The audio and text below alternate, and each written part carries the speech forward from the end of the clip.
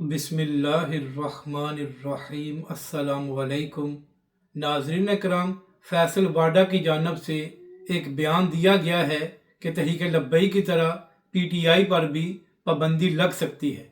तो इस वीडियो में हम इसी हवाले से बात करेंगे, और अगर आपको यह वीडियो अच्छी लगे तो इसे लाइक और शेयर ज़रूर करें और कमेंट्स के ज़रिए अपनी राय का भी इजहार करें।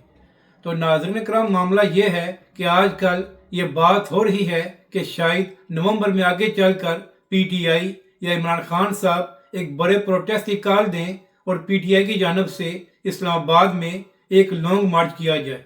तो इसी हवाले से फैसल वाडा साहब एक TV प्रोग्राम में बात कर रहे थे, तो वहाँ पर बात करते हुए फैसल वाडा ने कहा कि अगर PTI की जानब से लॉन्ग मार्च करने की कोशिश की गई तो न सिर्फ उनको फेंटा लगेगा बल्कि तहरीक लब्बई की तरह उन पर भी पाबंदी लग सकती है। यानी कि नाज़रीन करम, फैसल वाडा के ज़रिए ये पैगाम दिया गया है कि आज के बाद अगर किसी ने भी पाकिस्तान में बड़ा प्रोटेस्ट करने की कोशिश की तो उनके लोगों का न सिर्फ खून बहाया जाएगा बल्कि उन पर पाबंदी भी लग सकती है। नाज़रीन करम, पाकिस्तान का आइन और कानून हर किसी को ये इजाज़त देता है कि वो पुरअमन प्रोटेस्ट करे। तो आखिर क्या वजह है कि पाकिस्तान में पुरअमन प्रोटेस्ट करने वालों को ऐसे पैगाम दिए जा रहे हैं कि अगर आपकी जानब से लॉन्ग मार्च किया गया तो आपको फेंटा भी लगेगा और आप पर पाबंदी भी